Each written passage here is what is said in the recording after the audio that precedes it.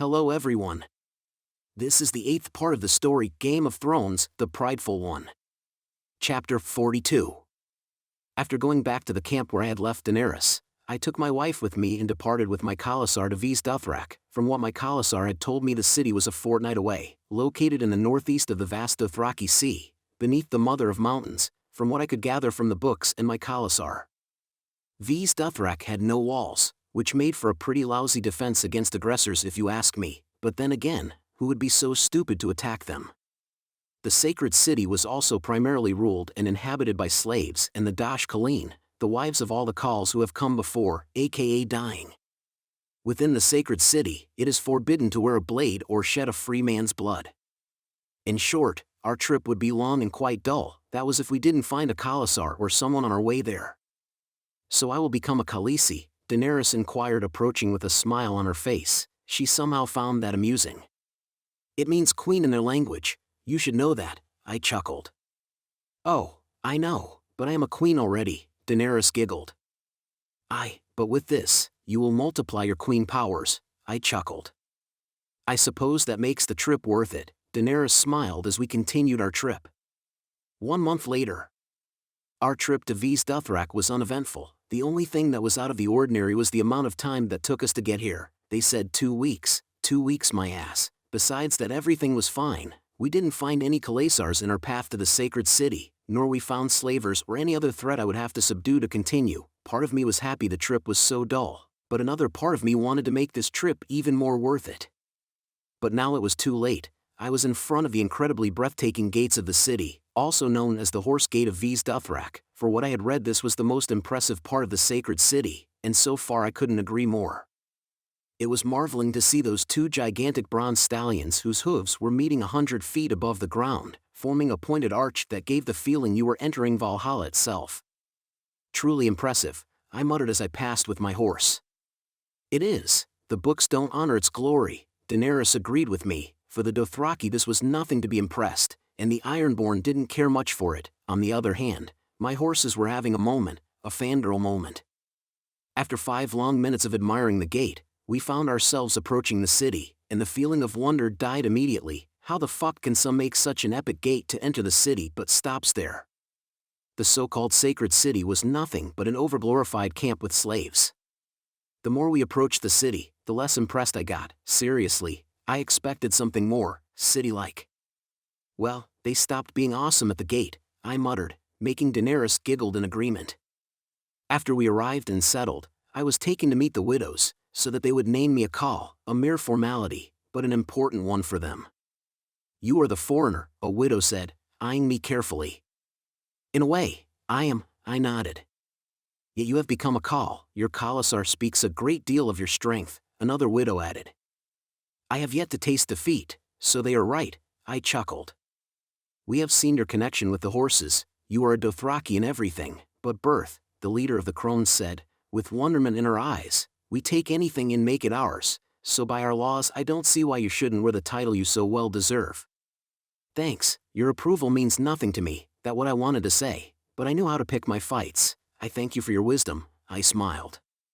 Have you taken more than one wife? A widow asked.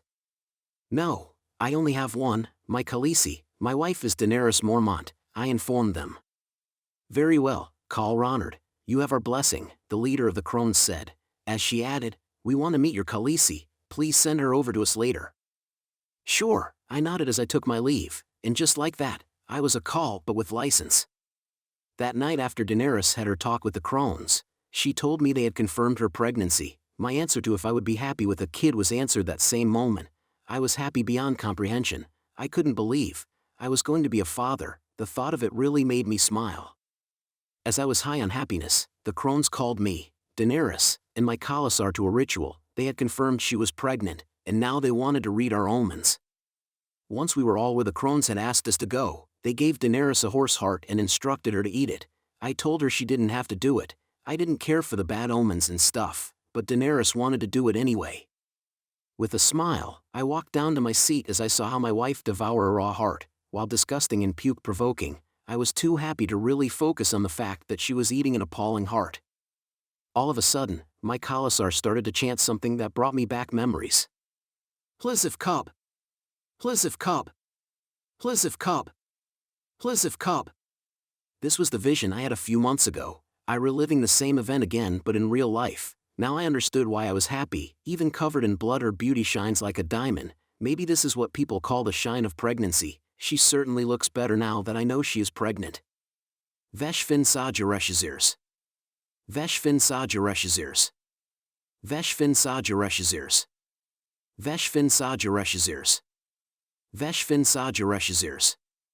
That chant was new, and while my Dothraki was quite fluent at this point, I had to focus to translate what they were saying. After hearing the chant a couple of times, I couldn't help but smile. They were calling my unborn son the stallion who mounts the world. While I thought that title would be given to me, I didn't mind. Like his father, he was already showing everyone who was the fucking boss. So with a huge smile on my face, I started to chant with them. That same night I talked with my wife. She told me how the crones told her she would have twins. My mind started to race. Would they look like her? Or like me?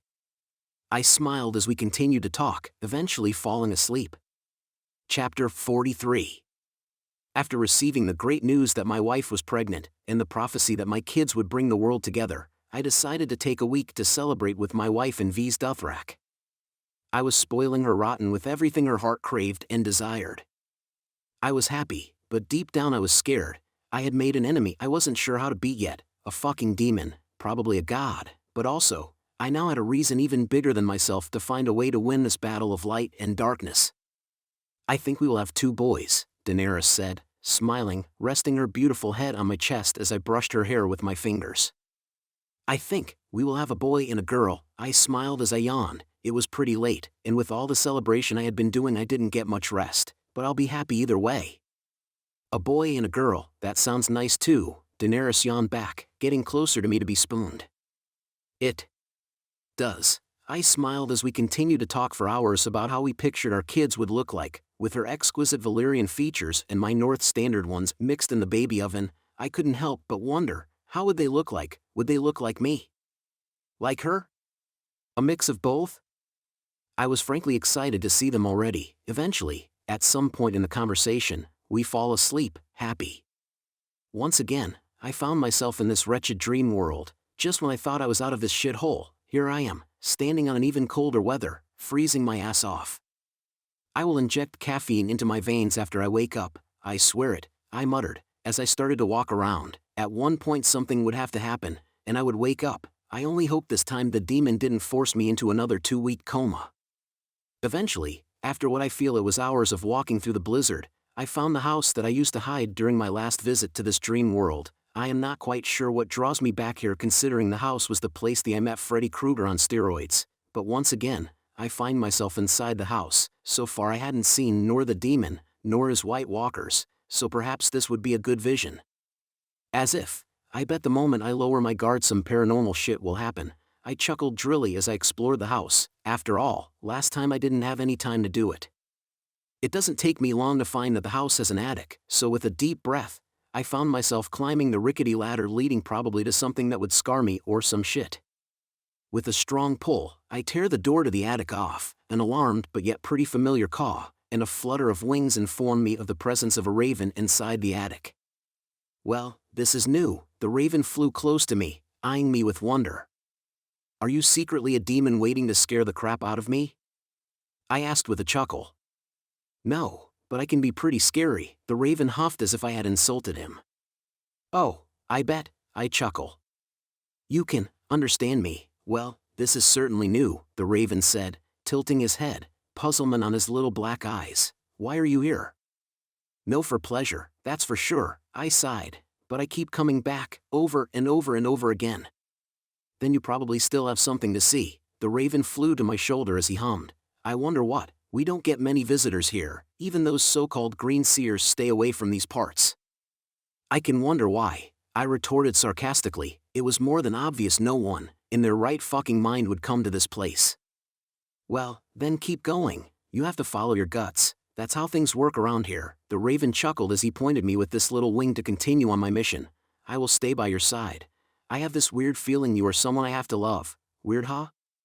Suppressing the need to laugh at that, I started to survey the attic, taking a good look around, and what I see doesn't shout destiny or something like that. the attic was full of furniture and broken glasses that cluttered the small attic. Nothing unusual so far, but as the raven said, I had to follow my gut, and so I did, eventually a ray of light. A single beam of light that sneaked its way down from a crack in the roof. It felt warm, welcoming like the evening sun of summer, which considering how fucking cold it was outside was no possible. Perhaps this was it? So with that in mind, I took a deep breath, taking in the as I approached the light that for some reason I couldn't reach. It was as if it was moving out of my reach the more I walked, or perhaps it was guiding me somewhere. This theory proved to be right when the light stopped moving, illuminating in the circle a footprint that reminded why I was afraid to come here in the first place.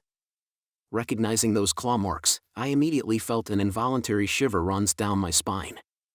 The memories of that dream resurfacing as I gulped. This is the demon you talked about earlier, right? The raven that I had quite honestly forgotten was on my shoulder inquired. Yes, it is. I nodded as I slowly regained myself back together. I had 2 new reasons to be brave and victorious. So deciding not to go back down, I start peering around nervously as I continued to follow the footprints. Eventually, I began to catch glimpses of something glowing with a faint dimming light, and like every horror movie was in the direction the footprints were leading me. I missed the days my dreams involved naked ladies or food. I sighed as I followed the footprints. Heart thumping, I carefully make my way to the glowing item, finding that it was a simple mirror. There was nothing special about the mirror, except maybe that it was taller than me. Still, besides that, it was a pretty common mirror. The mirror itself was standing propped up against the wall, with faint glow muffled by the rags covering it. I bet you a fucking ton of corn that then moment I move those rags some paranormal shit will happen, I chuckled, eyeing the raven on my shoulder. The mirror, it's glowing red. Even I know that's a red flag. I can tell something wrong it's about to happen, but it's your destiny. A pretty fucked one, but yours nonetheless, the raven said, denying my bet, and stating the obvious. Hooray for fucking destinies, I muttered. Taking a deep breath, wanting this to be over, I removed the rags covering the mirror. For a moment nothing happened, and I was genuinely starting to believe I was safe, but I invoked Murphy's Law with my thinking and shit went down. You came back. The voice of the demon thundered inside my skull. Not really caring to hear him, I pulled out my sword and tried to smash the mirror, but once again, I was stopped by the shadows. But unlike last time where I had enough freedom to move, I was completely immobilized. Stop this! The raven said, trying to defend me, just to be pushed like a rag doll across the room. Not that you will send me your champions to fight, I inquired. Maybe I will just end you here, the demon cackled in amusement as he tightened his grip on me. I didn't want to die again, my wife, my unborn kids. I couldn't allow this shit to happen, so with all my might I started to push the demon back to no avail. My desperate tries to survive only made him chuckle in delight. Ronard, it's okay. Silence now, stop struggling, this will be over quickly. Don't be afraid. Don't think of what you left behind. Just enjoy this beautiful moment, it is so much more vibrant than the darkness that awaits you. I will give you this moment to cherish this, that is my gift to you. Existence is behind you now, enjoy the everlasting silence that comes after, the demon said as he started to increase the amount of strength he was using. I can die like this. My mind was racing, trying to find a way to overcome this shitty dream. I had to survive, now more than ever, if I am to be your fucking champion, God of Light. Do something. Very well, I will, a voice warm and comforting resonated in my mind, telling me that somehow everything would be okay. Die. Just as the demon was about to end, my life flames that came out of nowhere engulfed my body, pushing the demon out, burning him, turning his shadowy form slowly into ashes. So you decided to intervene, how unlike you, very well. Took you long enough, I breathed out as I felt the fire that by all means should be burning me, healing me. You had to accept you were my champion, you had to need me, for me to come. The fire moved as the voice talked, you have accepted your duty, so don't worry. I will make sure the darkness doesn't target you ever again in this realm. I know you know your mission, but I have to let you know, darkness doesn't play fair. He will cheat and do whatever it takes to kill you through his champion so that he can consume the world. So while he won't attack you, here again, he is still a threat. You don't say. The God of Light, more like the God of obvious shit, of course, the dark side would play dirty, it was on their fucking description. I put the destiny of this world on your hands, the fire moved. As the voice added, good luck, champion of light, son of the fire. As the fire started to burn the world around me, I turned my eyes to the raven that had tried to save me, to find him waving at me with his wing happily. Champion of light, son of the fire, I was starting to collect titles. Chapter 44. Son of the fire, champion of the light, they sound good and all, but in reality they really meant was that I had more responsibilities, but I suppose it had its benefits. At the very least, this time, the fucking god that chose me to be his champion without even consulting me, might I add, helped me. He said the darkness would not target me again. How is he going to keep that promise? I really don't care. For me, it was a win-win situation. He keeps the shadows away. I focus on stopping the long night. We all win. I really need a break, I sighed as I stood out my bed. Daenerys still sleeping soundly, all right, back into track, conquering the Dothraki. With a soft smile forming on my face seeing my beautiful pregnant wife sleep, I left the tent to start preparing my men to leave. As I left the tent, I noticed that the city had more people than it had yesterday, and by the looks of it was another call that had arrived while I was sleeping. Well, this is interesting, I muttered. Whoever this call was, could be my next target, that of course depending on the numbers his khalasar had. If they outnumbered me by a lot I would have to wait. All I had to do was put a raven to follow him and wait until they leave the city. With that in mind, I walked around trying the city trying to find the call. I was curious as to who I would find. Maybe it was Drogo, in which case I could, instead of hunting him outside in a later day, I could just simply challenge him to a one-on-one duel. He was proud, too proud for his own good, and would accept in a beat. I walked around the market with a simple mission to find the call. As I entered deeper into the market I saw the Dothraki trading and exchanging things. This was the one place they found their stuff without killing each other. Their numbers were massive. Just in the market I could see hundreds and hundreds of them mixing together in the background like ants. The more and more I walked the clearer the truth became. I was sure that this army belonged to Drogo. Or at the very least to another big call. Hours passed by until I found one of the blood riders of this khalasar. I followed him back to his call. I was getting tired of looking by myself, and I had promised my ravens a day off to celebrate. I was increasing the flock with 2 babies. They were happy, and decided to discuss things like diaper duty and stuff. Yes, my ravens wanted to change diapers, and teach my kids how to fly. I would have to explain to them later that they won't be able to fly. So today I was on my own, which made this scouting mission extra difficult. Until today I didn't realize how dependent I was of them. Finding one Dothraki in this sea full of them was the equivalent of trying to find a Waldo while being blind. I want to speak with your call. I approached the blood rider. There wasn't much he could do besides saying no. Why? He asked, a bit surprised I knew how to speak his language fluently. I have something to offer him, I informed the man. Being as cryptic as possible, the man, in turn, eyed me with suspicion for a second before he nodded and with a hand sign told me to follow him. It took the blood rider roughly 15 minutes to lead me to the tent where his call was resting. He probably thought I wanted to offer the call some sort of deal, maybe for the slaves he brought, or something similar to that. Later he would probably blame himself later for the death of his precious call. Wait here, the blood rider informed me as he entered the tent, probably to explain the situation before he presented me. As I waited for the call to ask me in, my mind started to drift off to what happened in my dream. Those titles I was given, I kind of felt they meant something, besides an absurd amount of responsibility. But what? Khal Drogo will see you, the blood rider said, confirming my original suspicions. Khal Drogo was here. No wonder the city felt so full of life, in a bizarre way.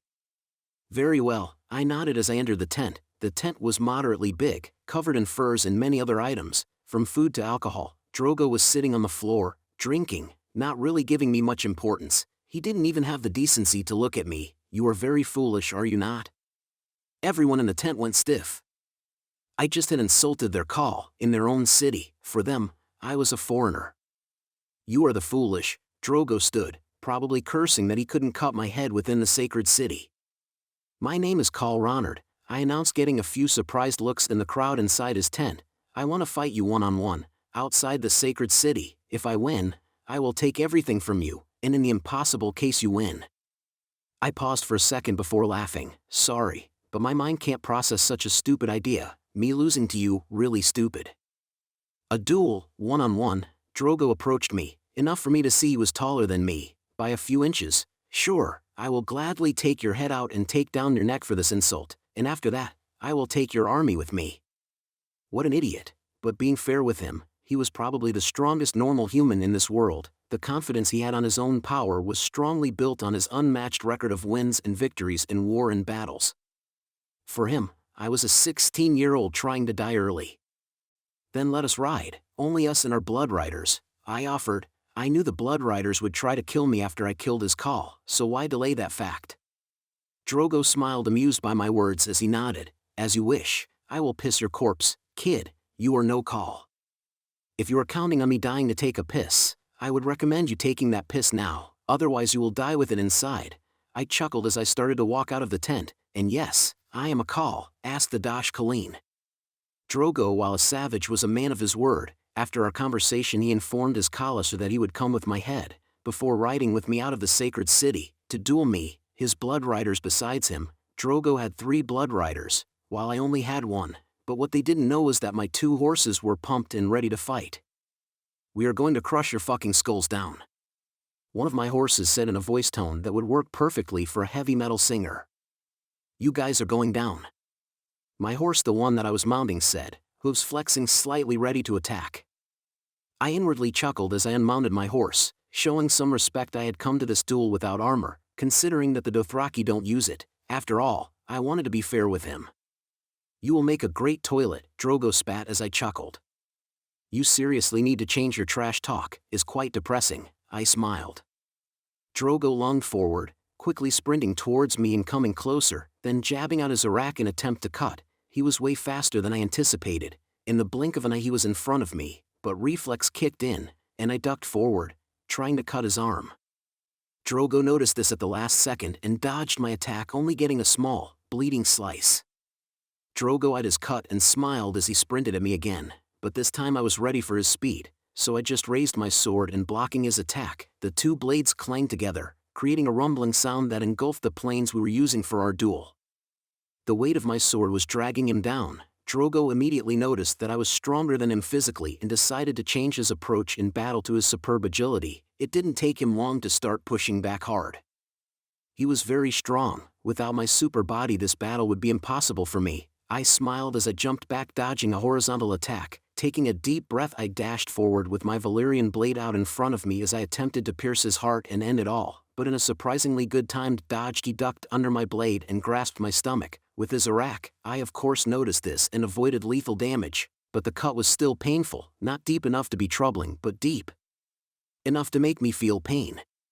Shit, that hurt. I cursed as I parried his attacks.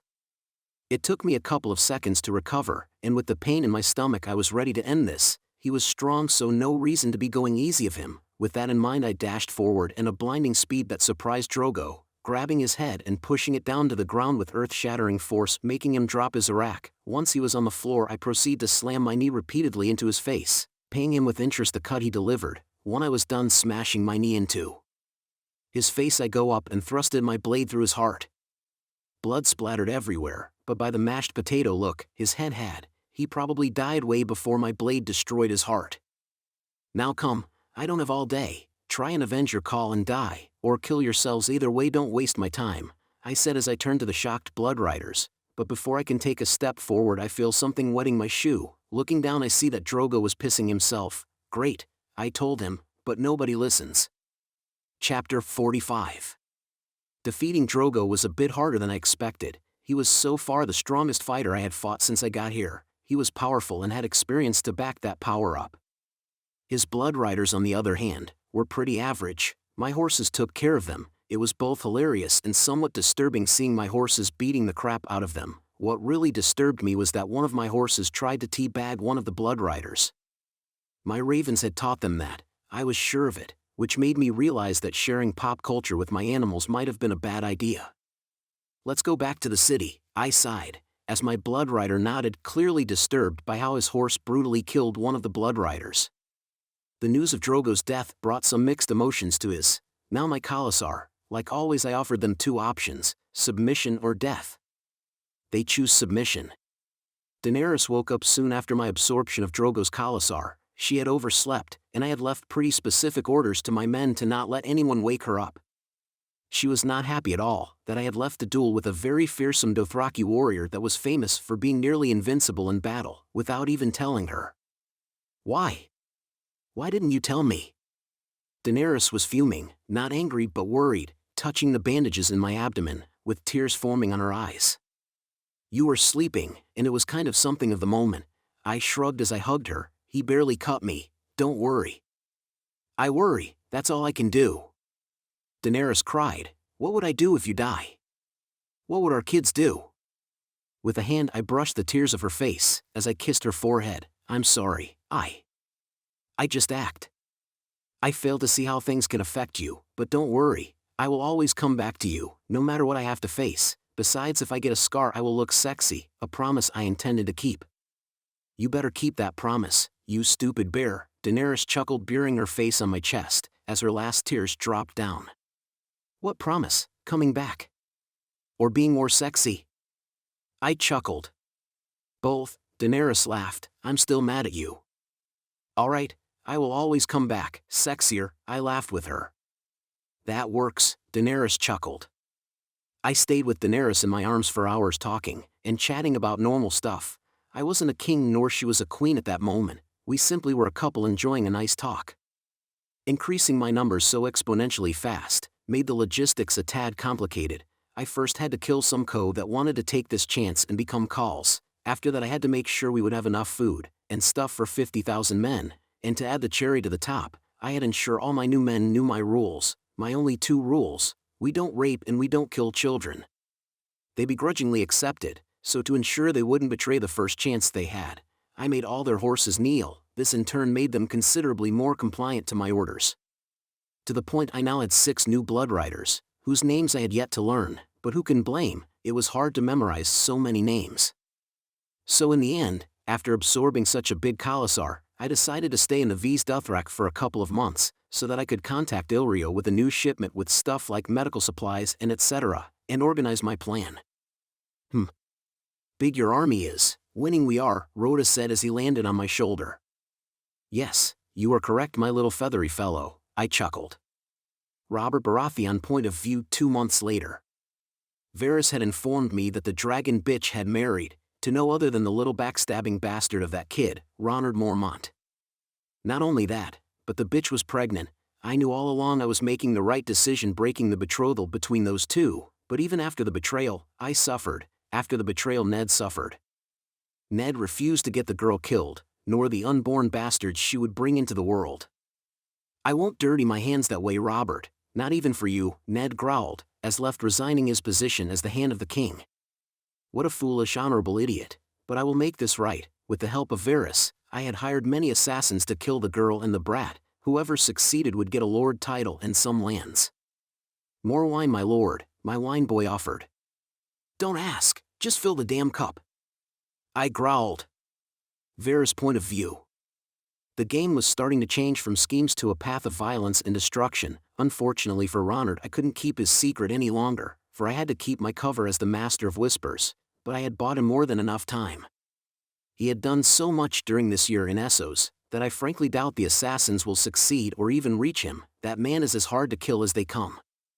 But the young bear wasn't stupid, nor misinformed. I'm sure he will know about this before the assassins even start their job.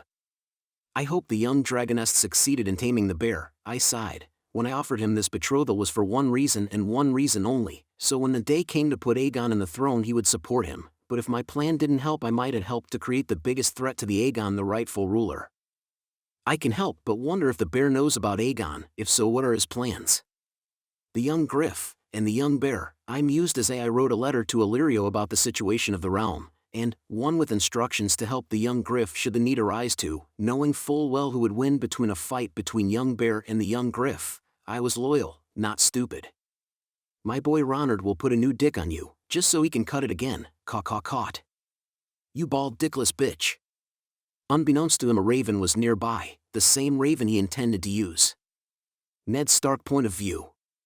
Ronard had married the Targaryen girl. Both the Iron Islands and the Bear Island had stopped communications with us since the betrothal broke, and Robert wanted to start another fucking war. I shouldn't have accepted this, ever. With Ronard married to Sansa, the realm would be fine, but I had to let Robert once again do as he pleased. Sansa hated me for it, hated me for marching her with what she called an entitled little bastard as a future husband. She hated me for pushing Ronard out of her life. she hated Cat even more. Prepare my things. We are leaving to Winterfell in a week. I ordered my men. Sansa wanted to go home, so did Arya, and frankly so did I. Tywin Lannister point of view. The young lord had played beyond my expectations. I wanted to shackle him, and he took the chains and hit me with them. He married someone with a powerful claim to the throne. He was gathering an army. He was getting ready for war. He had been for a long time. I just now realized. But even the mightiest fall, and he will fall, for what is a bear to a lion? I wanted to use you, but I will have to end you now. I sighed as I took a sip of wine. Maybe I should send Gregor Clegane to kill him, and rape the girl. It would be quite poetic to repeat that act once again. Emma kill him. Lady Maycorn will give birth to 2 healthy ravens. And we the Raven Legion will ensure nothing happens to them. No overgrown monkey will stop us. The raven that was listening to Tywin caught in rage. What an annoying bird, Tywin sighed. You won't succeed, Caw. My master will fucking end you. This marks the end of part 8 of the story Game of Thrones, The Prideful One. Thank you for listening. Please like the video and hit the subscribe button to listen more. Hit the bell icon to get notified of all the new content uploaded to the channel ASAP.